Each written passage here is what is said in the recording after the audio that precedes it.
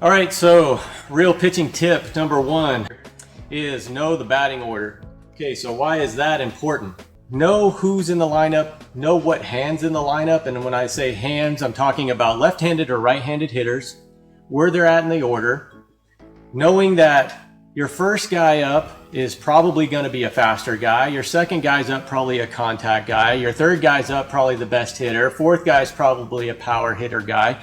So knowing the order, knowing the position of each guy in terms of where they're at coming through the lineup is going to be extremely helpful to you and in your overall success as a pitcher. Number two, you're going to go watch the guys take batting practice. I know that if you're a youth coach or if you're a youth player, sometimes that's not always going to happen for you because you're so busy with your team and what you're trying to get done.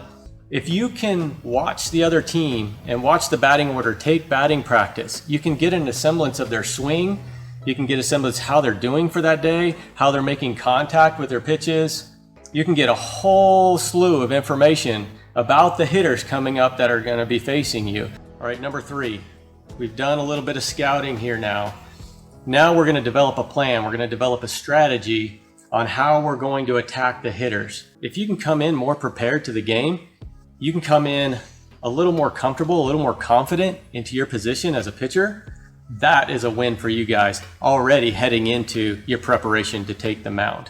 All right, so next we are going to have a plan, not just against our hitters, but for ourselves in terms of a pregame routine. I'm talking about getting your body loosened up, getting your body warmed up, ready to go to take the mound before you take your pitches in the game. So we're not even covered the in-game strategy yet. We're still in preparation mode.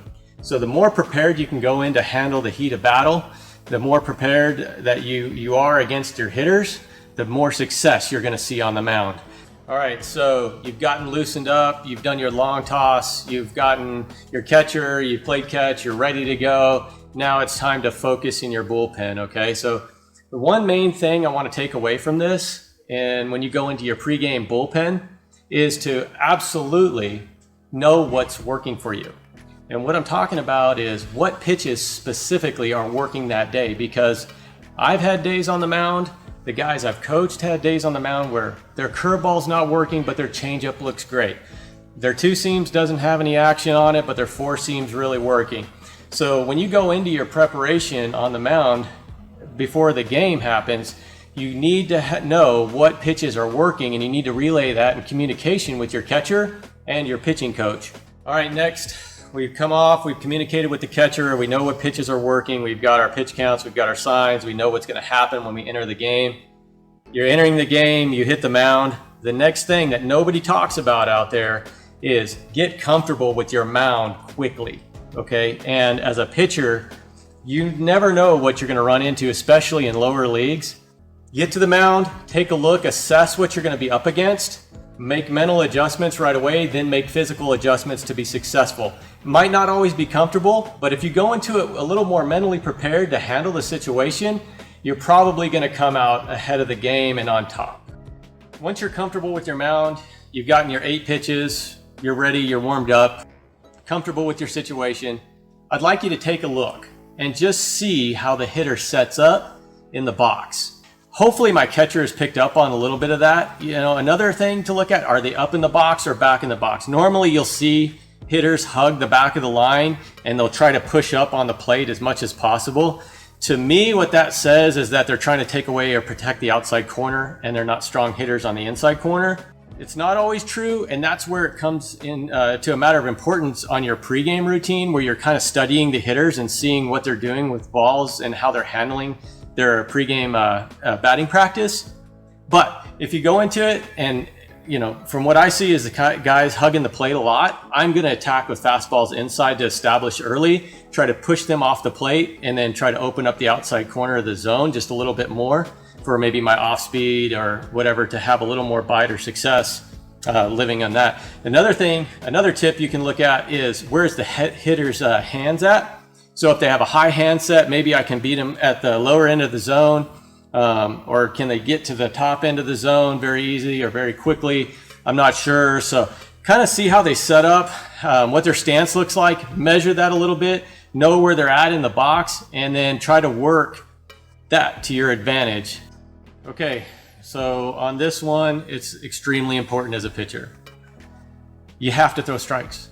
I mean, that's really what pitching in essence is to throw the ball into the zone and be successful at it. If you can't throw strikes as a pitcher, I mean, there's very little use to you, because all we're doing is allowing free guys to take free bases all the time, and that's not going to last very long. You'll get a quick hook. So, but make sure you're practicing, you know, and I'm sure you are. Make sure you're getting into your bullpens, you're focusing, you're working your best self to be as accurate as possible. The next sense of order is don't be predictable.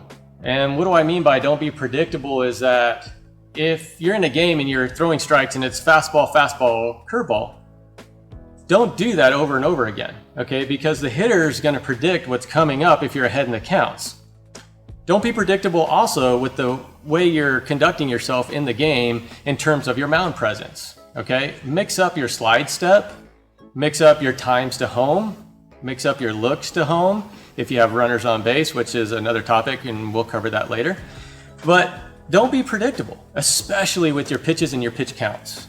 Don't be afraid to throw a pitch off speed up front in the count to set up your fastball versus your fastball setting up all your other pitches. A successful pitcher is able to command the zone in any fashion or any light in terms of being able to throw any pitch at any given count. Okay, so work on not being predictable in your pitch counts and also in your times to home, in your deliveries to home. Mix things up as much as possible. To know what the umpire is calling that night. Is he giving you the outside corner? Is he giving you up in the zone? Is he calling the pitches down? You have to understand and know what pitches you are able to get away with from the umpire's perspective, because he might not give you a straight box to throw into. He may be more generous on one side or the other. So in this point, you really need to understand what the umpire is giving you for any given day or any given outing. Now I want you guys to work to extend the zone. Okay, so what am I talking about in terms of extending zone? So if you can paint the corner, if you can put the ball on the black consistently, chances are that you will earn strikes off of the plate if you can consistently grow your strikes off. And I'm talking about maybe an inch, then you can work in a ball off the plate. And maybe in some cases, if you're really good and the umpire's feeling generous, maybe 2 balls off the plate. Now that would be a lot, unless you're in Little League or something, then who knows, sky's the limit. But in terms of expanding the zone, you really have to earn it, okay? You can't go out there and throw, catcher sets up low and away and you throw it up and in. That's not gonna get you anywhere. So if you can be consistent in a location over time, and you can show the umpire that you've earned that pitch over time, chances are that I'll get it to you. Now, one point for me, I know that when I'm inside of games and I feel like my guy's getting big leagued or he's getting squeezed on the zone, I'll let the umpire know my guy's earned that pitch. Especially if we were in the 4th or 5th inning and he's shown that he's had command on that spot all night and we miss a call. And I'm not talking about one call, because everybody misses a call. And I'm not certainly getting on umpires' cases here. What I'm saying is if they're consistently missing the corner that I feel like my guy's earned, I'm going to go to bat for that. The runners are your responsibility as a pitcher, all right? Even though there might have been an error behind you or something that was out of your control happened to allow the runner, it's still your responsibility. It might suck, but it's the facts of the game. So in this portion of this segment, it's about controlling the running game. You can't be scared to pick over. You can't be scared to show your best move or your worst move in terms of setting guys up, maybe. Really, you just need to control your tempo and times to home plate. Don't be predictable, going back to that example on the running game. And know that you're going to have to pick over at points in time in the game. If you don't ever challenge the runners at the base, they're just going to take off and run all over you. I don't care how fast you're throwing and how good your catcher is. If you don't show that you have an authority or command to throw at a base, you're going to get ran on. All right, guys, I want you to know this. Stay away from full counts at all costs. They're dangerous, dangerous. Hitters in full counts now have the advantage. If you were a 2-2, you had a slight advantage on the hitter. But at this point, at a full count, the hitter has advantage because you're forced to throw a strike or the guy gets a free base. This goes back to being predictable though. If you have strong command and control over your pitches and you can throw a curveball or changeup or some backdoor pitch in a full count, you might win that war for sure. Because chances are those hitters are sitting on fastballs in full counts. Beyond staying away from full counts, I don't want you guys wasting pitches in positive counts. Okay, so your 0-2s, your 1-2 counts. What do I mean by don't waste pitches? I'm not saying don't pitch out of the zone with a purpose, but when you bury a 50-foot curveball, that's not doing you any good. The hitter's not going to swing at that. So have purpose behind your pitches, especially when you're ahead in the count.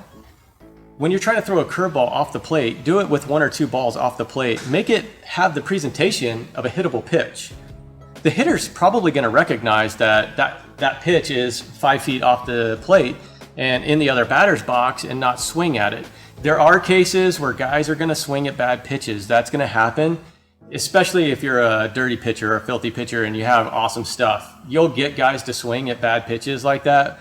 But if you watch any big league game or any college game, for the most part, you'll see guys miss their pitches, but barely miss them, and they're not just throwing wild out of the zone without having any purpose. If you can go into the game and you can know how far the backstop is from home plate, you're going to give yourself an advantage as to how aggressive you can be with your off-speed pitches or how aggressive you can be in mistake pitches with runners on base. If there's a closer backstop, chances are that you can recover that ball. If it's bounced in the dirt or it gets away from the catcher, you can cover that space quickly and probably hopefully get the guy out or keep him from running home or advancing. All right, on this tip, I want you to know which way the wind's blowing. I know that sounds crazy, right? You're going into a game, you're like, do I have to know which way the wind blowing? I think it's going to help you. If you have a strong wind that's coming into you as a pitcher and it's blowing out of the park, you're going to want to know that I got to keep the ball down in the zone more, because chances are if I elevate, it's going to elevate into the jet stream and be out of the park. And we don't want that to happen, pitchers. So if we have a strong wind to our back and we know we can get away and they have to hit into the wind, that's an advantage to you guys as a pitcher. So knowing all these things is extremely important to your overall knowledge base as a pitcher and becoming the best person you can be on the mound. And that's really what we're after in terms of being a pitcher, is how good can I be?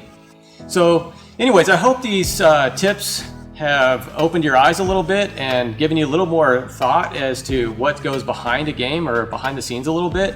Hopefully it's a little bit deeper than normal stuff that you guys get out there. So again, thanks for viewing, and until I shoot the next video, we'll see you guys next time.